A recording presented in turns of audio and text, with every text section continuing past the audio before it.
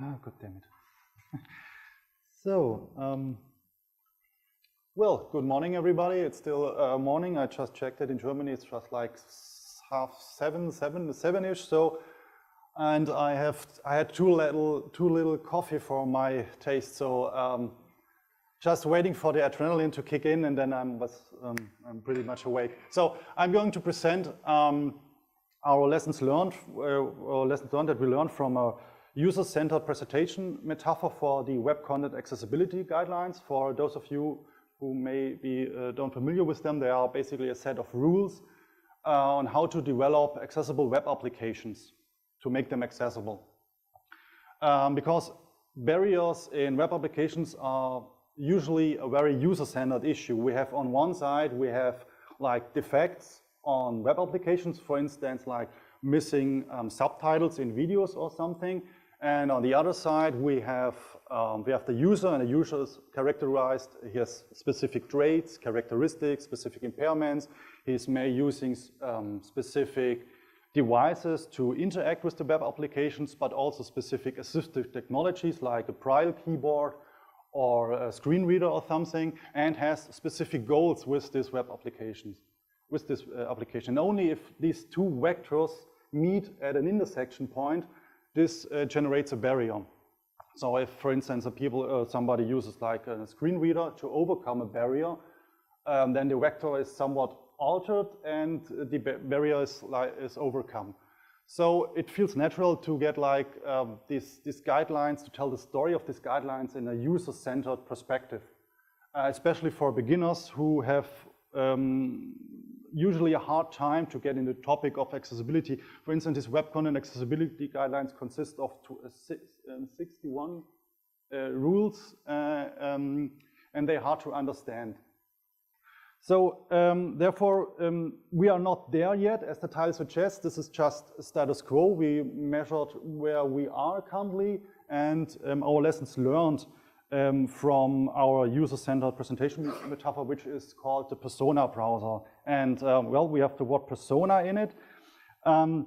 Therefore, we're using the concept of persona to convey the user perspective. Personas are widely used in the field of HCI, as you know. But our approach here differs from, let's say, the traditional usage of personas. Usually, if you use personas in your products, you go to your audience, your target audience, you make questionnaires, you make interviews, or you talk to the people who are working with the target audience, and then you cluster all the goals and motivations that those users have towards a certain product. And then you attach the narrative form, a narrative shape, or a narrative vehicle around them, and this is what forms the persona. So at the end, we have two separate things. We have like the vehicle, which is a narrative form, and the picture and everything, the story, which is like brain friendly. On the other side, we have the important information, which are the motivations and goals towards the user. But when it comes to rules, like the Web Content Accessibility Guidelines, there are no motivations or goals directly attached to them. So there's no user who have like goals or motivations towards a certain rule. They have motivations to certain goals on a web application, and to application, this application should conform to guidelines. So what we are looking here is try to find how we can design this narrative form, this vehicle, to ship different kinds of information. So where in traditional usage we have like the goals of users, and here try to wrap up like the guidelines in a more brain-friendlier way. So PersonaBrowser, as you can see here, we have 9 personas which we used from one of our other projects, which were for teaching accessibility, and they were tested that they can transport the user's needs in a vivid way. We use them here as well. They are 9 personas grouped in 4 different categories of like general impairment types. We have visual, auditory, physical, and cognitive impairments.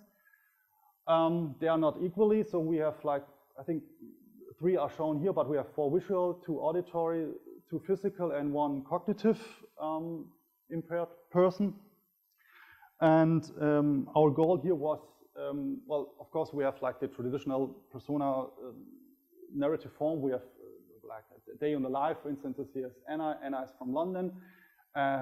You can read about their backstory and everything. And then we have like, this is like I split apart, so beneath those stories you have like the dedicated rules filtered specifically what that are important for Anna and her specific impairment. In this case, it is dyslexia, which affects the ability to read and for her also to use numbers. So we use these tools actively in this PersonaBrowser. We use them actively for like 2.5 months in lectures in teaching accessibility for beginners in our university.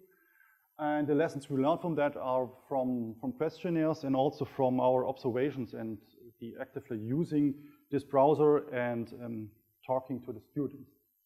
So you can filter the rules by the means of the persona.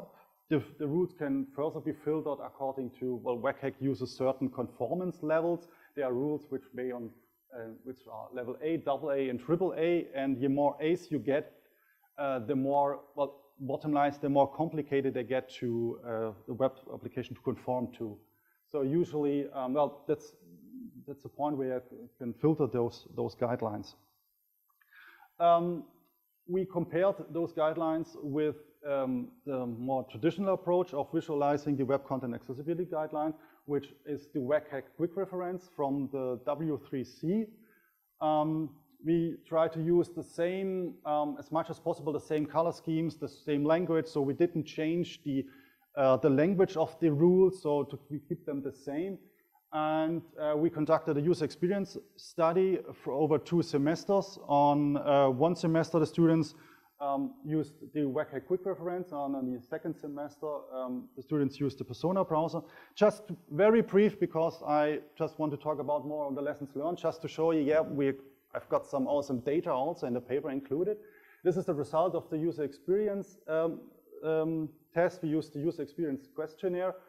And it turned out, yes, it has a certain effect on the status quo, like the stimulation or the novelty is higher, but also the dependability, which is interesting, is actually higher for the WCAG quick reference than for the PersonaBrowser. And this has to do with an effect, which I called it the elastic system. I'm a little bit inspired about the great Persona book of Alan Cooper, where he talks about elastic users. And maybe this is the effect in usually what personas try to overcome. Usually you don't use personas, so stop. Usually the user, there's usually a blurry term, so you don't have, it's not very feasible, and usually the user like stretch to fit any design decision during the development of a product, and this is actually results in bad products. And we found out that if we connect impairments directly to persona, it generates this elastic system. Because even the same impairment, it might be different for each persona. For instance, we have 2 personas with macular degeneration, which is a visual impairment. And one persona uses the screen reader technology, the other persona doesn't. And there are certain rules which affect, like, okay, this rule, if you're using a screen reader, for example, then this rule is important to you and you can benefit from it. So by connecting only to impairments, we say, okay, just because this persona has this impairment should also benefit from this guideline, even if the persona story don't hold up for this. Second is, we have a shift in action space. Usually personas reduce the action space, so just talking about an anonymous mass of users, we now have like 5 or 4 personas in our product development. And for the students, it was nice because now they had to, the task we give them was like to state accessibility for a web application. And now they can just, they don't have to use all 61 guidelines to check. They can just concentrate on checking the guidelines for Anna. But now we as teachers had now to talk about every success criteria from 9 different perspectives. And this doesn't reduce, at least in the learning scenario, it doesn't reduce the action space and the complexity.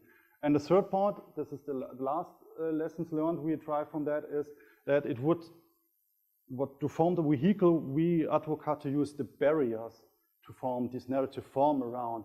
because usually if you just, the guidelines are solutions for which the problems are not evident. So they're not obvious. And as we get feedback from most of the students and from observations, as one student puts it, is it would like to, it's very important, or for him it was very important that the, to highlight the impact if a success criteria is not met. So what happens if there's actually a barrier? So yeah. Whew, this was a, yeah, thank you. Yeah, well, 8 minutes are far too short for, and no, it's okay. Maybe time for one question. Anyone?